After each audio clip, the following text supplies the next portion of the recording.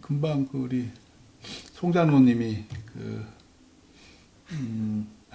추 목사, 추일현 목사님한테 받은 책을 저한테 주셨는데, 그 순간에 이제 좀 이렇게 쭉 좀 이렇게 들춰봤는데, 지금 이제 신학교육, 이 장신대에서 발표한 거더라고요. 장신대에서 뭐, 엄청나게, 장신대만 아니라 모든 이제 교수들, 신학과 관계된 교수들 또 각 교파들 다 모여가지고 지금 끙끙거리면서 보니까, 지금 교회가 무너져 가요. 특히 이제 코로나 이후에, 코로나뿐만 아니라 정치적으로도 너무 많이 세상이 변화되는 거예요. 우리도 이 시간에도 사실은 만약에 유튜브로 저 생방송 안 했으면 오실 분들이 있어요. 근데 이제 유튜브가 편하니까. 그러니까 그만큼 개인주의가 되는 거예요. 자꾸. 근데 그거를 본인이 그러고 싶어 그러는 게 아니라 세상이 자꾸만 이렇게 개인주의화 시키고 개인의 경쟁력을 극대화시키고 각자 도생이라 그러잖아요. 그러니까 내가 경쟁력이 있어야지 살아남는 거지, 내가 경쟁력 없으면 떨어지는 거예요. 그러면서 관계들은 깨요. 요즘에는 사람들 안 만나도 된다는 거예요. 예전에는 왜 저 동네 친구들 다 나와서 구슬치기, 또 뭐 자치기, 뭐 그런 거 했잖아요. 요즘엔 전혀 그런 거 안 해요. 다 아이들이 이렇게 핸드폰 가지고 아니면 컴퓨터 막 하고, 뿐만 아니라 공부도 굳이 수업 시간에 갈 필요가 없고, 우리도 예배도 마찬가지잖아요. 수업 시간에 갈 필요가 없는 거야. 집에서 동영상으로 선생님이 얘기하나 학원에.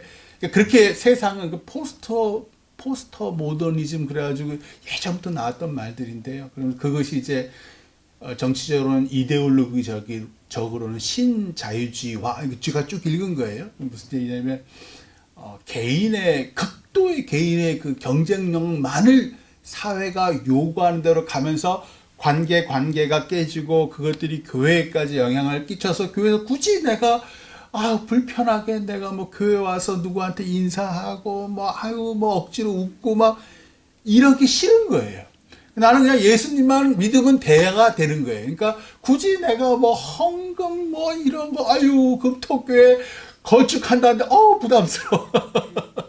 언제든지 더 훨씬 좋은 말씀이 있고 훨씬 더 좋은 목사님이 계신 인터넷에 예배를 가면 되는 거예요.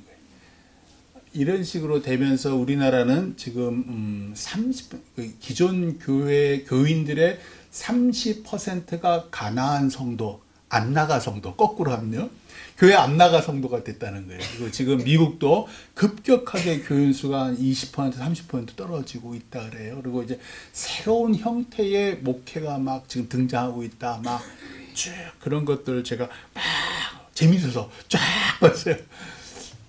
쫙 봤는데 이때에 오늘 제목이 그거잖아요. 어찌 살 건가. 우리 아이들도 지금 우리 장로님들, 권사님들 자녀들이야 다 나이가 제법 있으니까 아직은 개인주의가 되지 않았는데, 이제 손주들은 아마 예전 우리 자녀들과 달리 친구들 많이 안 만날 거예요. 친구들도 좀 제한되어 있을 거예요. 그만큼 세상이 변했고, 요즘에는 왜 또 뭐 1인 가족 해가지고 음식도 그 마트나 가면 조그만 거, 혼자 사는 사람들을 위해서인 거 있잖아요. 그런 것도 있고. 그만큼 세상이 많이 변해갈 때에 이 아이들이 예수님과의 관계는 어떻게 할까? 얘네들이 하나님에 대해서는 얘네들이 어떻게 생각할까? 얘네들이 정말 혼자서 유튜브나 인터넷을 통해서 정말 얘네들이 하나님을 믿을까? 아니면 훨씬 더 나쁜 죄악의 수렁으로 빠지지 않을까? 제가 보기엔 후자예요. 보이지 않을 뿐이죠. 어찌 살 건가? 기도원에 갔더니, 갈멜살 기도원에 갔더니, 놀랬어요. 포르쉐가, 빨간색 포르쉐가 딱 기도원에 있는 거예요. 다른 차들도 많은데요. 이 포르쉐를 몰고 오는 사람들이 왜 기도원에 왜 왔지? 그게 제일 먼저 의문이 드는 거예요. 물론 이제 잘 사는 사람도 그런 게 있죠. 근데 열심히 봤는데, 30대 후반 됐을까요? 40대 초반 됐을까요? 젊은 여자분이, 처녀 같지는 않아요. 젊은 여자분이 말랐어요. 엄청 마르고 얼굴도 좀 이렇게 근심 걱정이 있어 보이는 얼굴로 혼자 그걸 타고 가는 거예요. 그러니까 처음에 궁금했는데 이제 그 양반 가는 걸 또 내가 어떻게 또 제가 봐가지고 타고 가시는 걸 봤어요. 그래서 아프신가? 아니면 뭐 부모님의 뭐가 문제가 있는가? 뭐 여러 가지 그건 제 상상이 좀 몰라요. 그걸 보면서 저렇게 포르쉐를 몰고 다녀도 그게 뭐 몇 억짜리 차잖아요. 몇 억이 뭐예요? 엄청나요. 집 한 채 갖고 다니는 그 차인데 어떤 삶이든 우리 지금 뭐 70, 80 넘는 삶이든 그 30, 40대 뭐 가난하든 부하든 남자든 여자든 간에 어떤 삶이든 쉽지 않다. 세상을 살아가는 게 쉽지 않다. 그래서 기도원에 왔다. 하나님의 뜻이 뭔지는 우리가 모르고 그래서 하나님의 뜻을 구하려 행여 하나님의 뜻이 정말 너 이 병 걸렸으니까 죽는 거야 인데 그 뜻을 돌리려고 왔는지 아니면 사업이 무너져 남편이나 누가 사업이 무너져 가는데 그 사업을 다시 좀 흥하게 해달라고 기도로 왔는지는 모르지만 이 세상의 이 땅의 삶은 나도 어렵고 내 아들 딸도 어렵고 손주 손녀들은 더 어려울 것 같다. 이때 어떻게 살아야 하나. 20절 그러니까 이 솔로몬이 있었는데 이 뭐예요? 한 그 3000년 전 말씀인데 지금도 읽히는 거는 1000년 전이든 2000년 전이든 100년 전이든 50년 전이든 10년 전이든 핸드폰 나올 때든 안 나올 때든 이 말씀이 정확하게 사람들의 삶을 꿰뚫고 있다라는 거죠. 진리를 지금 관통하고 있는 말씀이라는 거예요. 오늘 말씀 20절 한번 보세요. 지혜로운 자와 동행하면 지혜를 얻고 미련한 자와 사귀면 해를 받느니라. 좀 이상하잖아요. 뭐가 이상하냐면요. 지혜로운 자와 동행하면 지혜를 얻고 미련한 자와 동행하면 해를 받느니라 라고 해야 되는데 지혜로운 자는 동행을 쓰고 미련한 자는 사귄 걸 쓴 그게 왜 이럴까 봤더니 원어에 봤더니 동행하다가 홀레오크예요. 그게 무슨 얘기냐면 깊이 교제하다. 깊이 사귀는 것을 얘기하는 거예요. 그러니까 지혜로운 자가 왜 하나님을 존경하고 두려워하는 사람이라 경외하는 사람, 하나님을 경외하는 사람과 깊이 교제하면 자기도 지혜를 얻어요. 저도 그랬죠. 저도 저희 집사람이랑 깊이 서로 사귀었더니 이렇게 됐잖아요.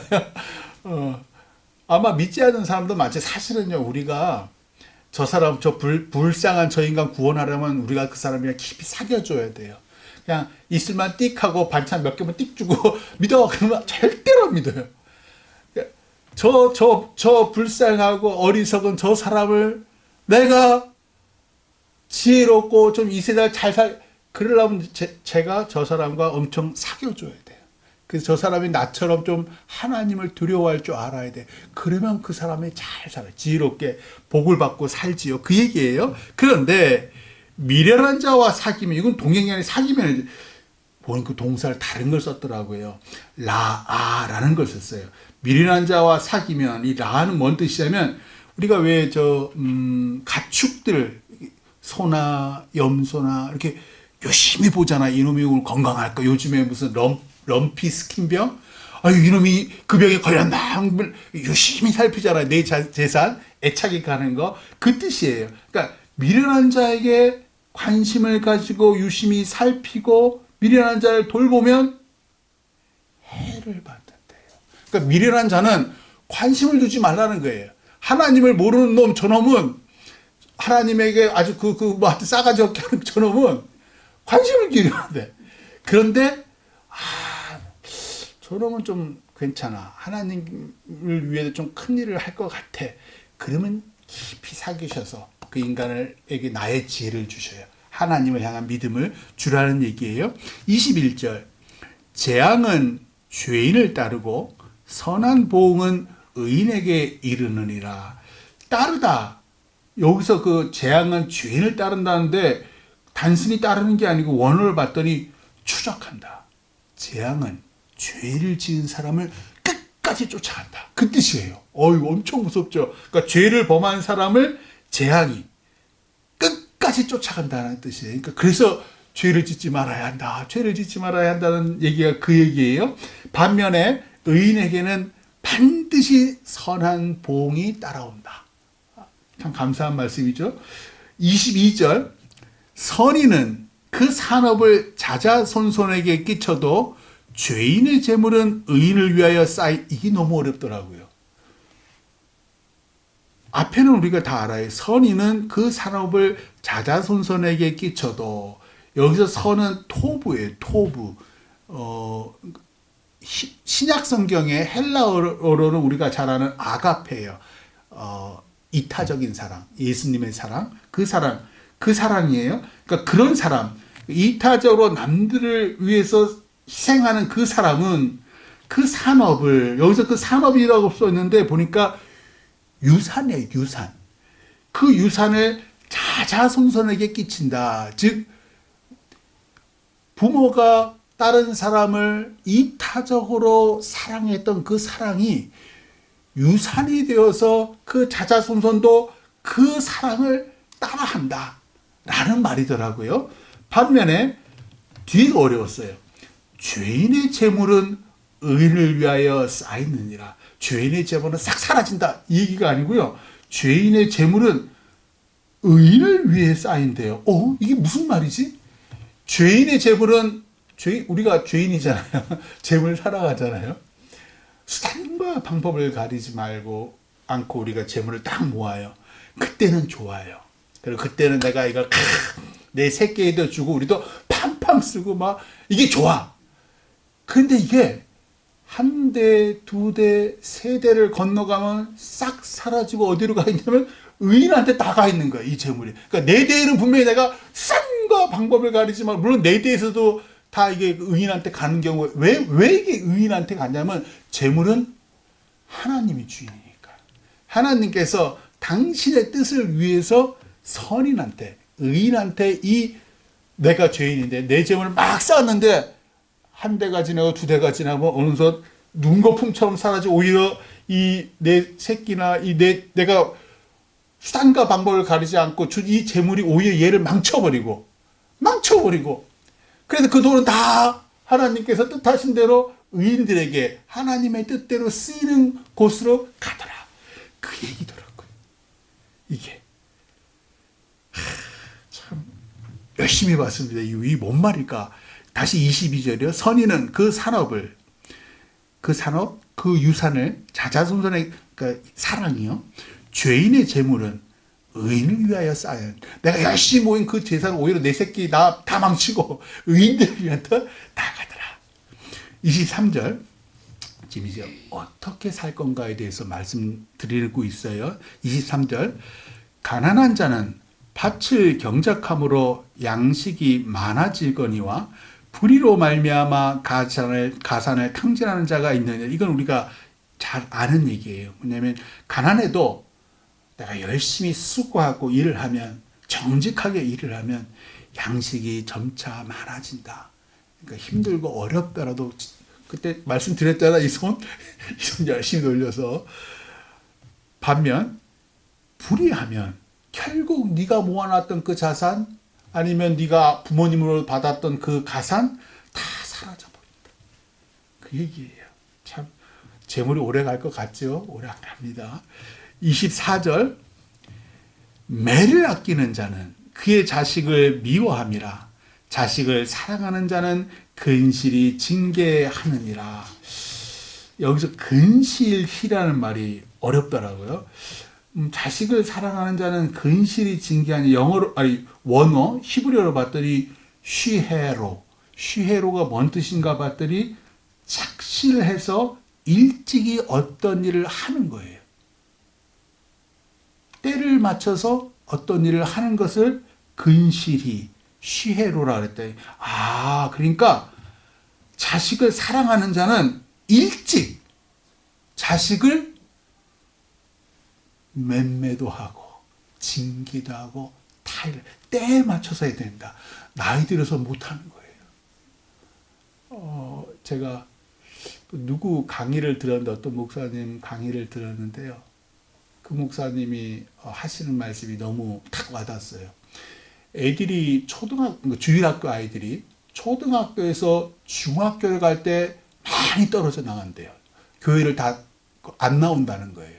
또 중학교에서 고등학교 갈 때도 그나마 또 떨어져 나가고 고등학교에서 대학교 가면 거의 다 떨어져 나간대요. 왜 그러느냐? 애들이 두려워하는 거래요.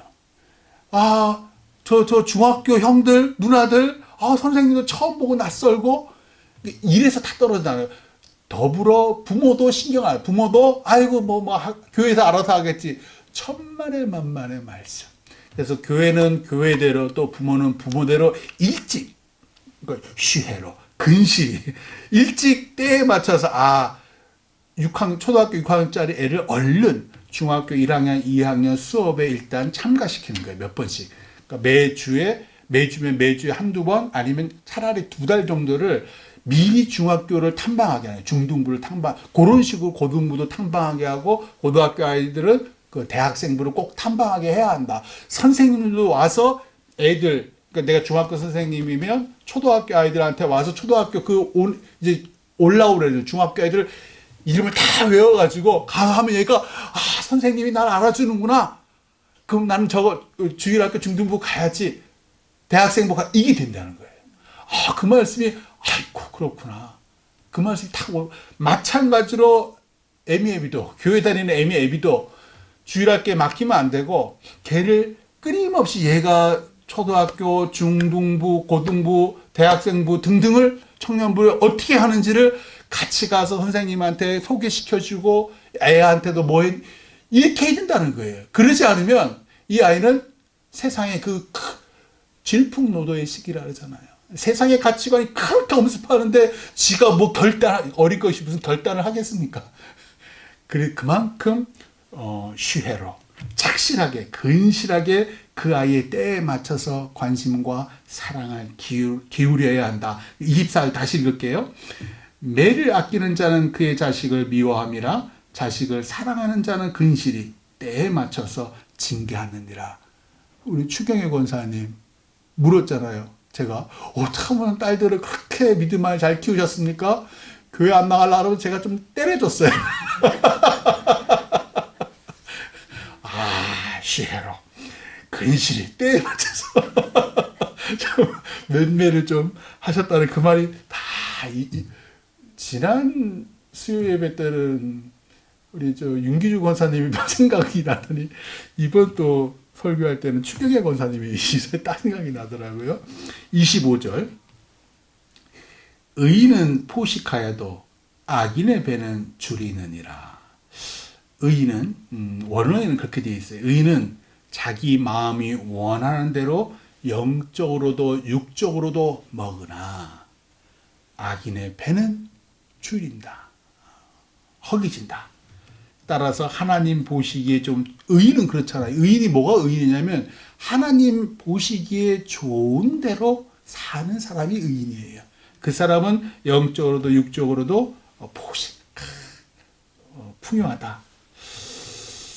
그런데 이게 참 우리 새끼들이 우리 뜻대로 크지 않잖아요. 저도 아들과 딸이 있는데요. 아들은 아들 나름대로의 문제, 물론 장점 단점 다 있죠. 아들은 아들 나름대로, 딸은 딸 나름대로 참 달라요. 너무 많이 다르는데 좀 이렇게 애비가 목사인데 이렇게 있으면 좋겠는데 그게 쉽지가 않아요. 그러니까 애비의 뜻대로 오지가 않아요. 그래서 제가 깨달은 게 뭐냐면 애비의 뜻이 아니구나. 하나님의 뜻대로 거야 하는구나. 나는 하나님께로 이렇게 가는 뭐라 그럴까요? 관리사도 아니고 청지기. 이 아이를 잠깐 맡았다가 하나님께로 이렇게 보내는 오늘 보니까 그 생명의 삶 말씀 뒤에 보니까 정원사 하나님께 다 키우시는데 나는 좀 삐죽삐죽 잘못 나온 거 잘라주고 잡초도 베주고 이런 거 그런 거라고 이렇게 표현을 하더라고요. 참 애들이 왜 하나님 보시기에 좋은 대로 자라지 못할까? 저 때문에요. 우리가 회개해야 될 게 부모가 교회 다니고 직분이 뭐 집사고 권사고 장로고 목사인데 애들은 이상하게 이 우리의 입에 부모의 입에서 나오는 말이 아니라 삶을 보더라고요. 삶을 믿고 따라오지 말을 믿고 따라오지 않아요. 그리고 부모의 이 앞모습이 아니라 늘 뒷모습을 바라보더라고요. 아, 내가 참 그러니까 앞에서는 뭐 좋은 말 좀 뒤에 딱 돌았으면 부모가 누구 성도 험담하면 그걸 아이들은 귀로 듣는 거예요. 아유, 오늘 목사가 저 모양 저 꼴이 어쩌저 그걸 또 아이들은 듣고 저 같은 거꾸로 아유, 오늘 장로님이 뭐 어쩌고 그럼 아이들이 그걸 듣는 거예요. 아, 우리 아버지 어머니는 교회에서는 이렇게 얼굴 이러지만 막상 집에 오면 이러는구나. 위선적인 삶. 그게 우리 새끼들의 믿음에 참 저해했구나. 그러니까 우리가 인간이니까 부모도 그럴 수밖에 없죠. 우리가 하나님이 아니잖아요. 그럴 때 회개하는 거. 회개하는 그 기도를 내 새끼가 보기를. 그러면 아, 우리 엄마 아버지가 비록 저 모양 저 꼴 위선적으로 살지만 하나님께는 회개하고 용서를 구하는구나. 그러면 이놈도 좀 깨달을 것 같아요. 오늘 말씀 22절 우리가 어찌 살 건가 제가 다시 읽을게요. 선인은 그 산업을 찾아 손손에게 끼쳐도 죄인의 재물은 의인을 위하여 쌓이느니라. 재물을 탐하지 말고 우리 아이들한테도 아까 말씀드린 개인주의화되고 막 신자유주의니 뭐 이래가지고 돈이 최고고 막 이런 세상에서 너도 그렇게 해서 경쟁력 있게 해가지고 너도 좋은 직장과 좋은 데 이것은 세상 사람도 다 하는 말. 그게 아니라 내가 하나님 믿는 사람으로서 내 손주에게 우리 이제 자녀는 다 컸으니까 저는 먹히지도 않아요. 우리 손주들에게 해줄 말은 그 앞에 있는 거. 선인은 그 산업을 자자손손에게 끼친다. 선이 뭐라 그랬어요? 이타적인 사랑. 예수님의 사랑을 내가 보여라. 내 손주들에게. 할머니는 왜 교회 이렇게 퍼줘? 아, 할머니 왜 모르는 사람한테 저렇게 해줘? 그거를 보여라. 그러면은 그 손주, 그 증손주들이 그걸 보면서 할머니, 할아버지를 보면서 아, 교회 다니는 사람은 이렇구나. 하나님 있는 사람은 이래야 되는구나. 아, 그래서 교회 다니는 사람들이 그렇게 십자가 하는구나. 그게 내 유산이 돼서 자자손손에게 선한 영향력을 끼치는구나.